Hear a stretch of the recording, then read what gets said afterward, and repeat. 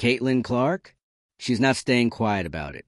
The #1 draft pick, the headline magnet, the ratings powerhouse, the player who sold out arenas from coast to coast and brought millions of new eyes to a league that was starving for mainstream attention, now suddenly sidelined by her own team? If it sounds unthinkable, that's because it is. And yet, here we are. If you're here for the real story and not the filtered version, subscribe. And if you're sticking around for the next meltdown, you better definitely subscribe. You can almost feel the whiplash. Just months ago, Caitlin Clark was being hailed as a once-in-a-generation athlete, a miracle injection of momentum for a league that's long fought for airtime and respect.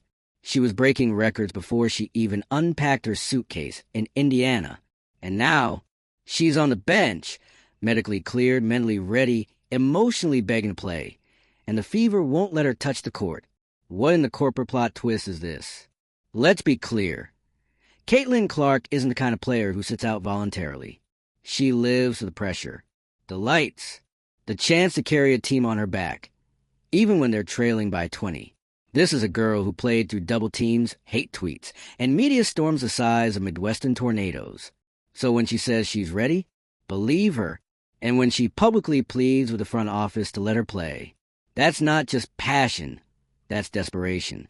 That is a superstar being told no by people who don't know what it's like to be on the floor, taking elbows to the ribs while trying to revive a franchise with every possession. And trust, Caitlin has revived this team. Before she got there, the Fever were irrelevant, not bad, invisible. Now, the team's making national headlines. Not for winning, mind you, but because they dared to bench the only reason half the country even knows their name. You couldn't write a more chaotic storyline if you tried. And the timing? Brutal. We're talking playoff push. High-stakes games. Every point matters. And they're voluntarily sitting their star player. Why? According to the official line, long-term health concerns. But here's the twist. Caitlin was cleared. Not by Twitter. Not by wishful fans. By actual doctors. The experts said she could go. The player said she wanted to go. And the team still said no. So let's just call it what it is. Control. Because that's what this is really about. Not health. Not strategy. Not some noble concern about longevity. This is about a franchise trying to control the narrative, the pacing, the player. But what they forgot, Caitlin Clark is the narrative. You don't sideline a cultural moment.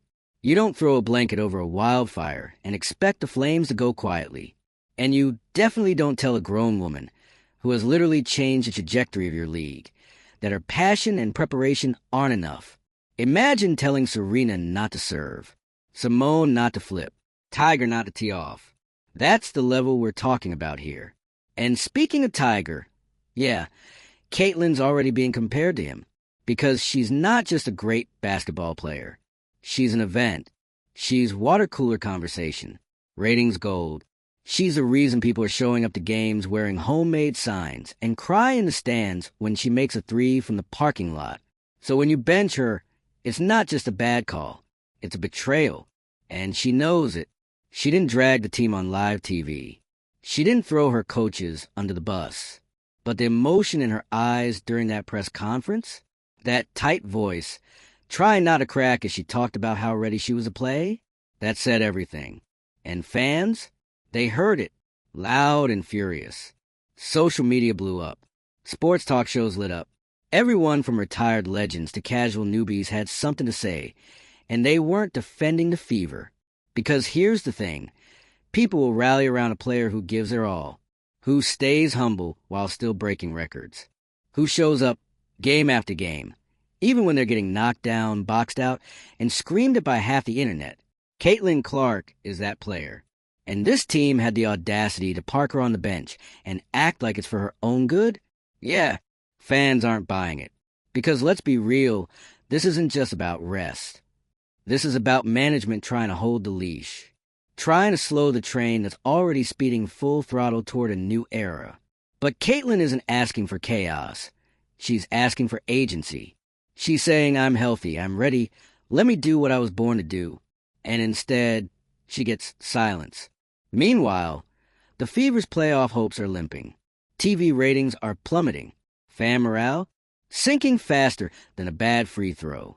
Because without Caitlin, this isn't the team people signed up to watch. You can see it in the empty seats.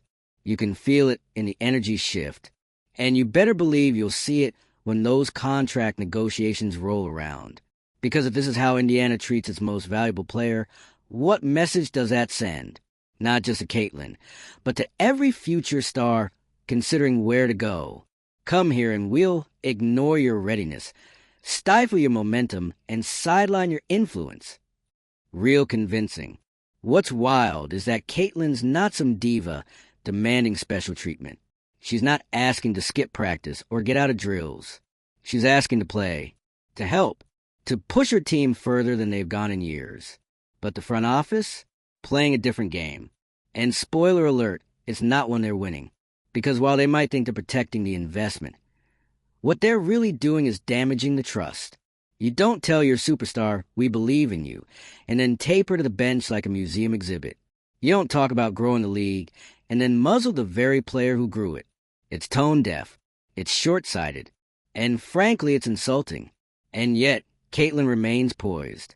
She keeps thanking the fans, supporting her teammates, carry herself like the professional she is, even while the people around her fumble the bag, the ball, and the basic concept of loyalty.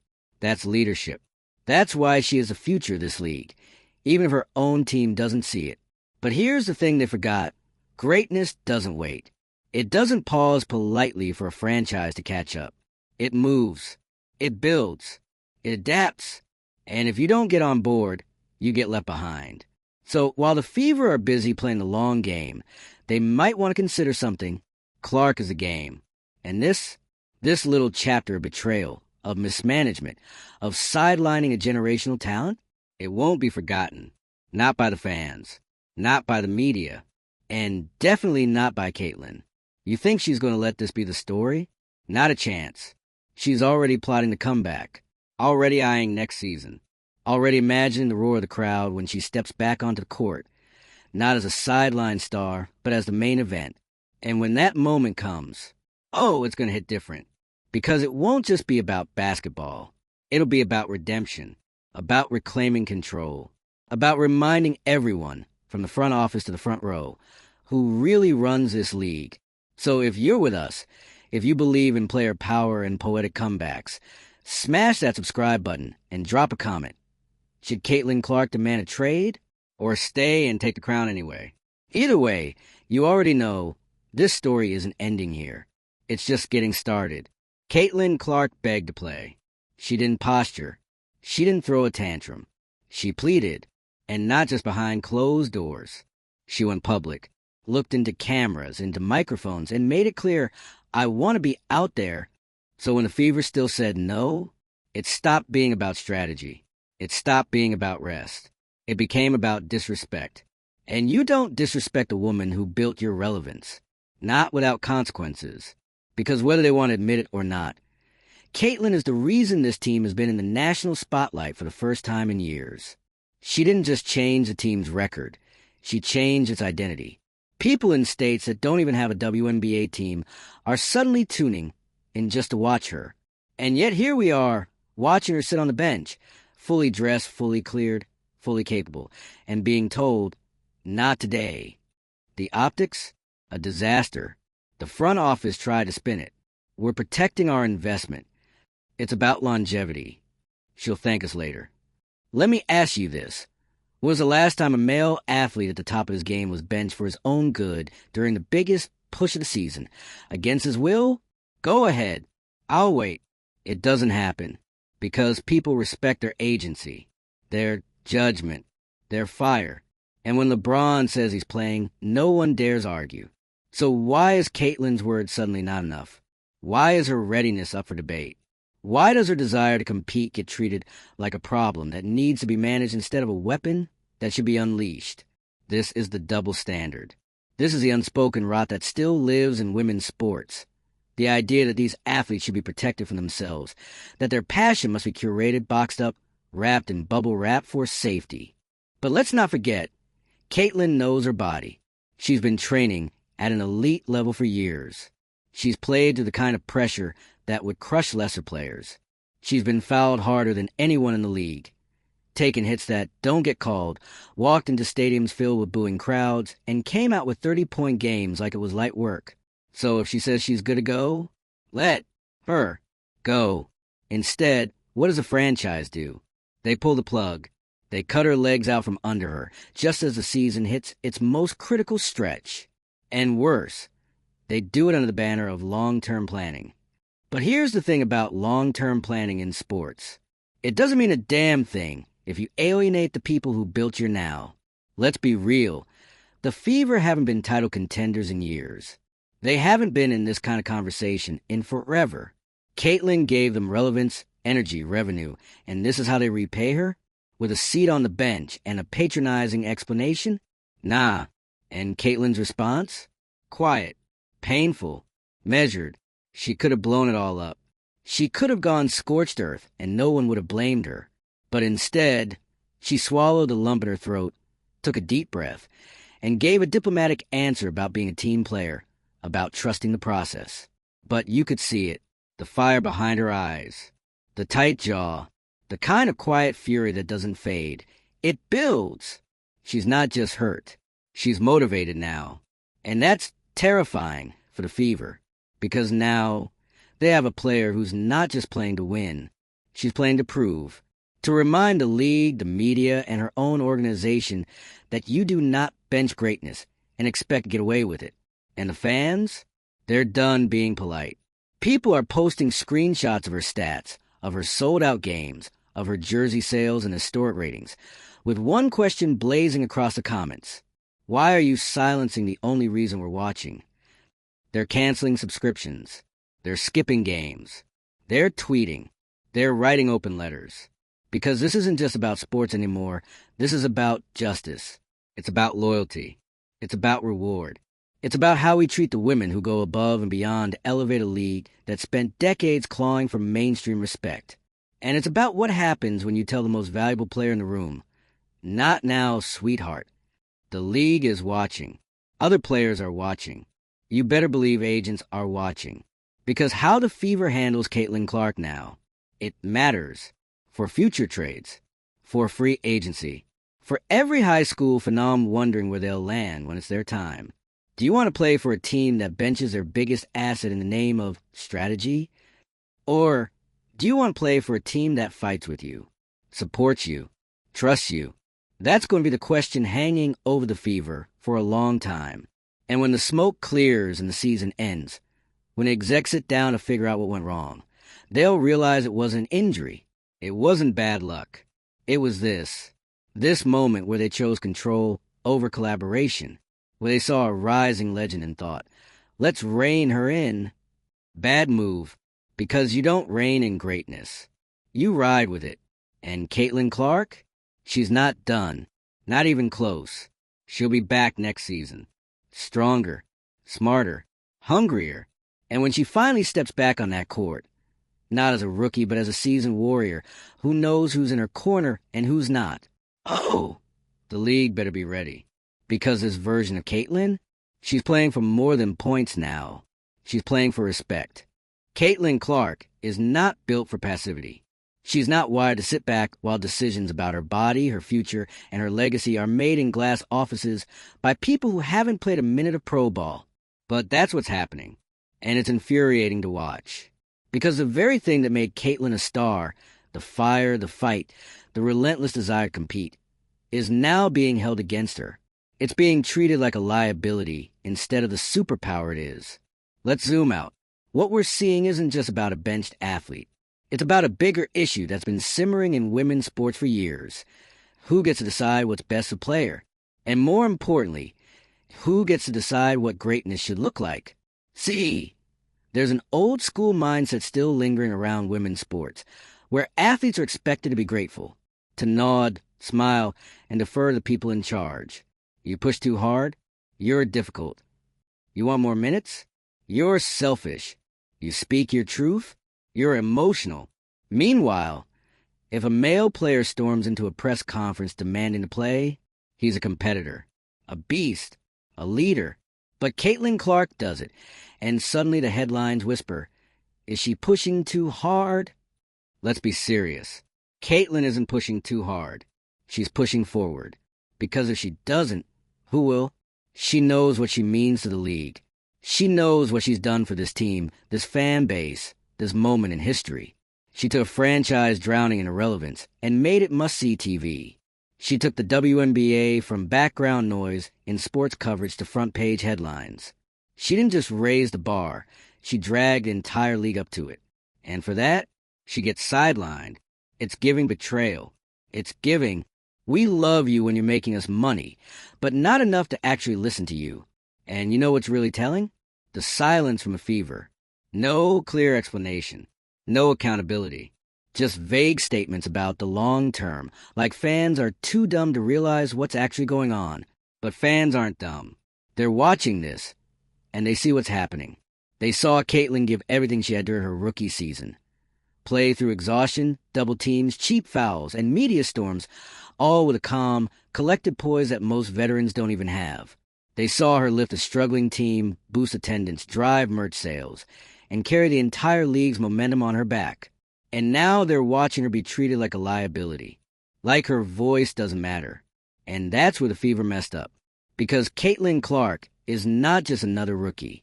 She's not a role player you can rotate in and out without a second thought. She is the franchise. And more than that, she's the future. So when you bench her, you're not just making a personnel decision. You're making a statement. And that statement, intentionally or not, is that you don't trust your star, that you don't value her judgment, that you're more interested in controlling the narrative than you are in building something real, something sustainable, something great. The irony? The Fever could have had it all. They could have leaned into this historic rookie season, rallied around her leadership, let her lead the team into the playoffs. Even if they weren't going to win it all, the experience alone would have been invaluable. But no, they chose to ice her out, to pull her back. And maybe they thought the fans would understand. Maybe they thought the media would forget. Maybe they thought Caitlin would just take it, smile for the cameras, and wait her turn. But here's the thing. You can't unring this bell. You can't put Caitlin Clark back on the shelf and expect her or her fans to forget what happened. She'll remember. And the next time she's a free agent, she'll remember. And the next time she's asked to endorse the team publicly, she'll remember. And the next time a teammate needs to decide whether to trust the organization or trust her, she will remember. This isn't just about playing time. This is about trust. And once that's gone, it's almost impossible to get back. Let's talk about the other layer here, the emotional weight of all this. Because Caitlin's not some media manufactured persona. She's not a robot. She's not a cardboard cutout with a logo and a smile. She feels this. You saw it in the way her voice cracked during interviews. You saw it in the subtle shake of her head when asked if she understood the team's decision. You saw it in the way she forced a smile while talking about supporting the team when what she wanted to do was play. Because she's a hooper. This is what she was born to do. And sitting there, watching games slip through her team's fingers while she has to pretend it's all part of a bigger plan, that's not just frustrating. That's cruel. And fans know it, because we feel it too. We want to see her play not just because she's exciting, but because she cares. Because she fights. Because she shows us what it looks like when passion and talent collide in real time. And to see all that passion squashed by some vague notion of strategy, it's infuriating. And it sends a dangerous message. It tells young athletes, especially young girls, your voice only matters when it's convenient. It tells them, be great, but not too great. Be passionate, but not too passionate. Be ready, but wait for permission. Caitlin Clark didn't come this far to ask for permission. And now, she won't need to, because the damage is done. The narrative has shifted, and the Fever can't put this toothpaste back in the tube. They can issue press releases. They can send out smiley Instagram posts. They can try to control the PR spin. But they can't unbench the truth. Caitlin Clark was ready, and they said no. Now, the only question that remains, what's she going to do about it? Because if history is any indicator, she won't sulk. She won't throw a tantrum. She'll work. She'll grind. She'll remember every eye roll, every vague excuse, every time they said, maybe next game. And next season? Oh, you better believe she's coming for everyone. The receipts are stacking. The energy is shifting. And Caitlin Clark is about to turn this entire situation into the biggest revenge ARC women's basketball has ever seen. And when that moment comes, when she drops 40 on national TV, waves off a defender, and silences a crowd with a logo 3, we'll all remember where it started. Underestimating a woman who knows her worth is the dumbest move anyone can make. You think she's going to forget the humiliation of being sidelined while her team fumbled on the court without her? You think she'll forget being told to trust the process while watching empty seats and slumping morale? You think she won't remember that the very people she made relevant didn't believe in her when it mattered most? You can see it in her eyes now. That quiet, sharp resolve. The kind of simmering determination that doesn't need headlines to validate it. The kind that waits. That plans. That strikes when the time is right. Because you can only bench greatness for so long before it becomes uncontainable. Let's not sugarcoat it. The Fever fumble hard. They took the keys to a Ferrari and parked in the garage during rush hour. And now, they're shocked the crowd's gone quiet. That the noise they built up all season is slipping through their fingers. But Caitlin, she's not noise. She's momentum. She's culture. She's the lightning in a bottle that most franchises pray for. And when the time comes, and it will, when she returns to that court and unleashes every ounce of pent-up energy, it's not just going to be about buckets. It's going to be a statement. I was always ready. You just weren't ready for me. Oh, it's coming. The Fever may have pressed pause, but Caitlin's just waiting to hit play. And when she does, the league won't just feel it. They'll have to reckon with it. She's not just playing for minutes anymore. She's playing for respect, for autonomy, for every athlete who's ever been told to sit down when they knew they were ready to stand tall. So here's your reminder. You can't bench a legacy. And Caitlin Clark's? It's already bigger than the box they tried to put her in. If you've been shouting at your screen like we have, subscribe. Drop your take in the comments. Should she stay and dominate or walk into free agency with receipts in hand? Because this isn't just a comeback story. It's a reckoning. And it's only just beginning.